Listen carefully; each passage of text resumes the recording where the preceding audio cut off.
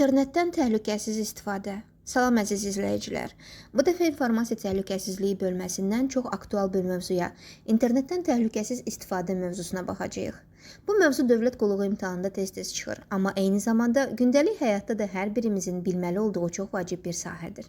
Gəlin birlikdə öyrənək, internetdə özümüzü və məlumatlarımızı necə qoruya bilərik.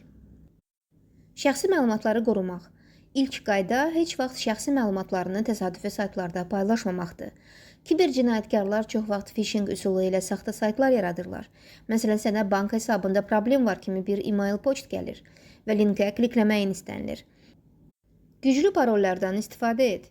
1, 2, 3, 4, 5, 6 və ya password kimi parollar sanki qapını açıq qoymaq kimidir.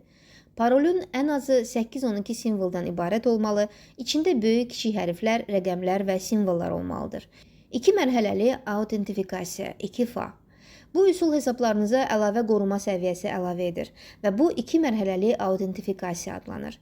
Onun mahiyyəti ondan ibarətdir ki, istifadəçi hesabına daxil olmaq üçün yalnız parol yazmaq kifayət etmir. Sistem əlavə olaraq sizin şəxsiyyətinizi ikinci bir üsulla təsdiqləməyinizi tələb edir. Məsələn, siz parolu daxil etdikdən sonra mobil telefonunuza və ya elektron poçt ünvanınıza xüsusi bir dəfəlik təsdiq kodu göndərilir. Həmin kodu da yazdıqdan sonra hesabınıza giriş əldə edirsiniz. Bu yanaşma kiber cinayətkarların parolu ələ keçirsələr belə hesaba daxil olmalarının qarşısını alır. Xüsusilə Gmail, Facebook, e-gov, internet bankçılıq və digər mühüm şəxsi məlumat saxlayan sistemlərdə 2 mərhələli autentifikasiyanı aktivləşdirmək mütləq tövsiyə olunur.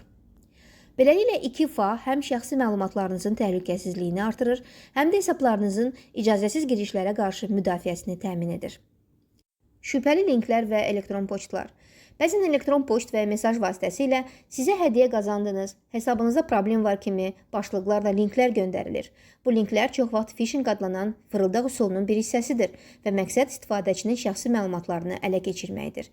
Əgər belə mesaj tanımadığın və ya şübhəli görünən ünvandan göndərilibsə, həmin linkə klik etməmək ən doğru addımdır.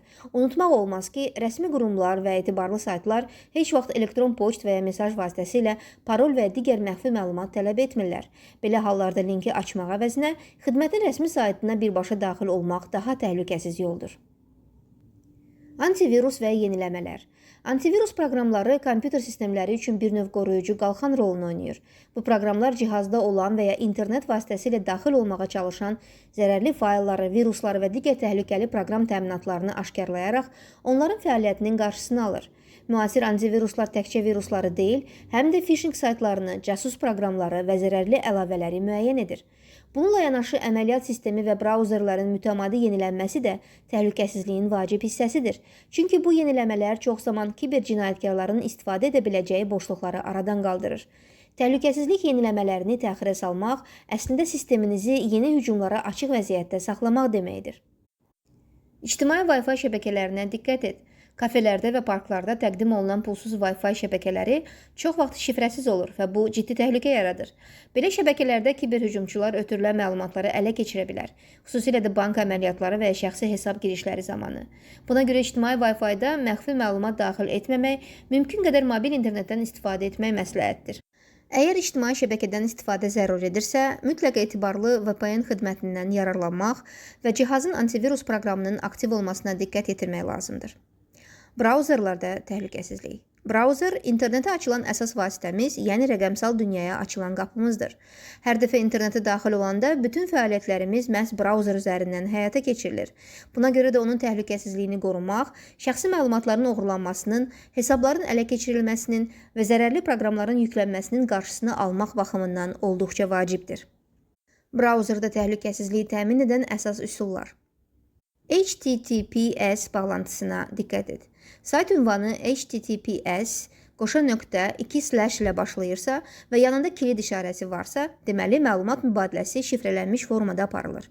Əgər HTTP :2/ ilə başlayırsa, bu sayt vasitəsilə göndərilən məlumatlar asanlıqla oğurlana bilər. Brauzeri mütəmadi yenilə. Köhnə versiyalarda çox vaxt təhlükəsizlik boşluqları olur. Yeniləmələr isə bu boşluqları aradan qaldırır və yeni kiber təhlükələrə qarşı müdafiəni gücləndirir. Zərərli əlavələrdən uzaq dur.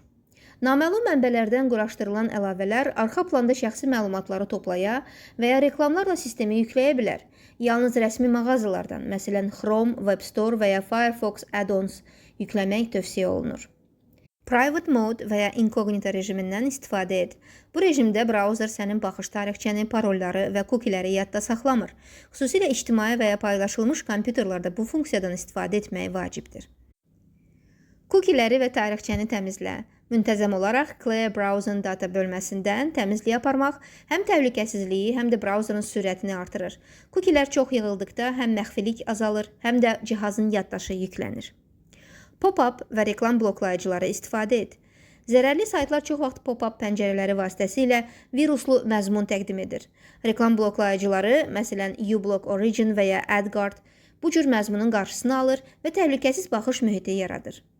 Parol saxlama siyasətini düzgün seç. Brauzerdə parolları yadda saxlamaq rahatdır, amma təhlükəli ola bilər. Əgər bu funksiyanı aktiv saxlayırsansa, cihazına girişin parolla və ya barmaq izi ilə qorunduğuna əmin ol. Alternativ olaraq etibarlı parol idarə etmə proqramlarından istifadə etmək daha məqsədə uyğundur. Kibermədəniyyət və davranış. Texniki müdafiə vasitələri, antivirus, firewall, VPN və digər proqramlar nə qədər güclü olsa da, insanın davranışı ən vacib təhlükəsizlik amilidir. Çünki çox zaman kibercinayətkarlar sistemi deyil, istifadəçinin diqqətsizliyini hədəf alır. Əgər sənə tanımadığın ünvandan mesaj, elektron poçt və ya fayl gəlirsə, onun mənbəyini yoxlamadan heç vaxt açma və ya klik etmə. Bəzən bu tip mesajlar rəsmi qurum və ya tanış şəxs adı ilə göndərilir, amma məqsəd yalnız məlumat oğurlamaq və ya sistemə zərərli proqram yerləşdirmək olur. İndi isə mövzu ilə bağlı 3 test nümunəsini edək.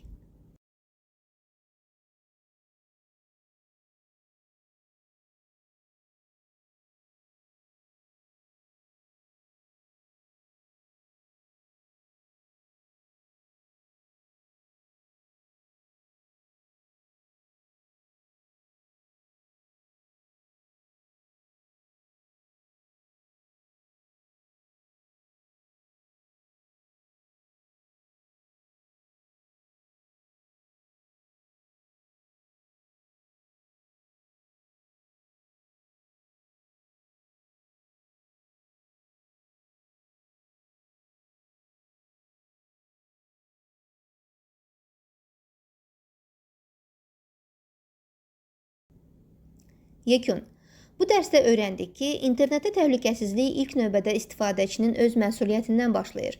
Hər bir şəxs paylaşdığı məlumatlara, daxil olduğu saytlara və kliklədiyi linklərə diqqətlə yanaşmalıdır. Güclü parol, 2 mərhələli identifikasiya, antivirus proqramı və VPN kimi vasitələr şəxsi məlumatların qorunmasında əsas rol oynayır və kiberhücumların qarşısını almağa kömək edir. Brauzerlarda HTTPS bağlantısına diqqət etmək, inkognito rejimindən istifadə və təhlükəsizlik parametrlərini düzgün tənzimləmək internetə daha etibarlı sörf etməyə imkan verir. Kibermədəniyyət isə yalnız texniki bilik deyil, həm də təhlükəsiz davranış vərdişlərinin toplusudur. Yəni istifadəçi internetdə hər addımında düşünərək və ehtiyatla hərəkət etməyi öyrənməlidir. Bununla da dərsimiz sona çatdı. Əgər video faydalı oldusa, bəyənin, paylaşın və kanala abunə olmağı unutmayın. Sağ olun və internetdə təhlükəsiz qalın.